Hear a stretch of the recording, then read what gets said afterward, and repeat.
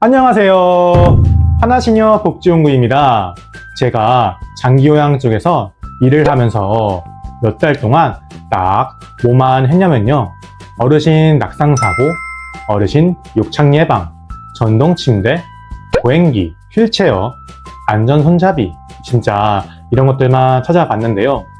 관련 자료도 보고 실제 사례도 찾아보고 어르신들도 몇백 분이나 직접 만나뵈면서 한 가지를 많이 느끼게 됐는데요. 어르신들도 힘들어 하시지만 생각보다 보호자분들이 더 힘들어 하시는 경우가 많다는 건데요. 그러던 어느 날 한 보호자분께 연락이 왔는데 첫 마디가 이거였는데요. 사장님, 어머니가 또 넘어지셨어요. 그 이야기를 듣는데 예전 같았으면 어디서 넘어지셨어요? 아니면 많이 다치셨어요? 이 정도만 물어봤을 것 같은데, 그런데 그때는 다른 생각이 먼저 들더라고요. 화장실에 손잡이는 있었을까? 아니면 침대는 너무 높지 않았을까? 보행기는 사용하고 계셨을까? 밤에 혼자 이동하셨을까? 이런 생각들이 머릿속에서 쫙 지나가는 건데요. 그때 딱 제가 느꼈어요. 아, 내가 어르신들 생활 환경을 보는 눈이 많이 생겼구나.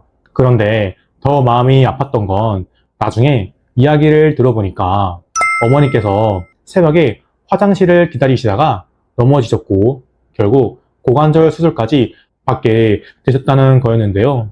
그리고 보호자분이 하신 말씀이 지금도 기억에 남는데 사장님, 진작 알았으면 좋았을 텐데요. 이 말을 들을 때마다 솔직히 마음이 좀 무거워져요. 왜냐하면 낙상은 갑자기 생긴 것처럼 보이는데 막상 이야기를 들어보면 그 전에 신호가 있었던 경우가 정말 많거든요. 예전에는 저도 그랬어요. 낙상이란 게 그냥 한 번 넘어지는 사고라고 생각했는데 그런데 현장에서 어르신들을 만나고 보호자분들 이야기를 듣다 보니까 생각이 완전히 바뀌더라고요. 진짜 무서운 건 넘어지는 순간이 아니고 그 이유란 걸 말이에요. 고관절 수술을 받고 활동량이 줄어들고 근력이 빠지고 예전에는 혼자 하시던 일들도 점점 어려워지는 경우가 많은데요. 그래서 지금은 낙상을 단순한 사고라고 생각하지는 않아요. 어르신 일상이 바뀌는 시작점이 될 수도 있는 문제라고 생각하게 되었는데요. 사실 현장에서 보면 낙상은 갑자기 생기는 것 같지만 사실 그 전에 신호가 있는 경우가 많아요.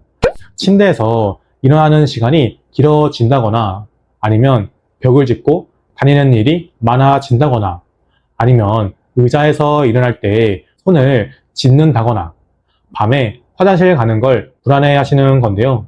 이런 모습들이 반복되면 낙상 위험이 높아지고 있을 가능성이 있는데요. 실제로 제가 상담하다 보면 보호자분들이 원래는 안 그러셨어요. 이 말씀을 진짜 많이 하시는데요.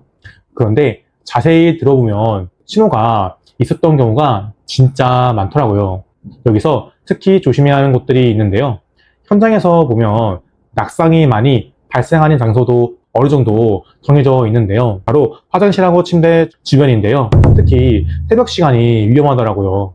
몸은 덜 깼고 주변은 어둡고 급하게 움직이게 되고 그러다 보니까 사고가 생기는 건데요. 아까 말씀드린 어르신도 결국 새벽에 화장실 가시다가 넘어지셨고요. 그래서 저는 화장실이나 침대 주변은 꼭 한번 점검해 보셨으면 좋겠어요. 그래서 중요한 건 생각보다 방법이 거창한 건 아니에요.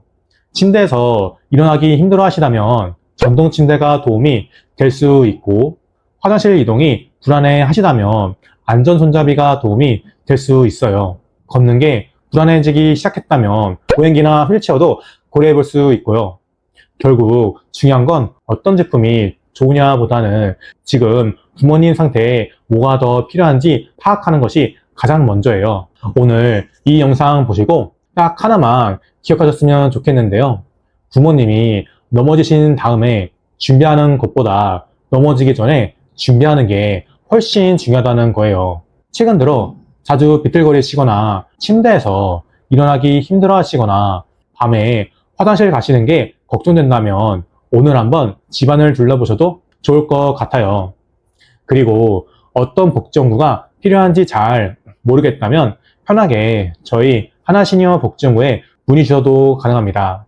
부모님 상태를 듣고 어떤 게 먼저 필요한지 같이 이야기해 드릴 수 있습니다. 이 영상이 도움이 되셨다면 구독과 좋아요 부탁드리겠습니다.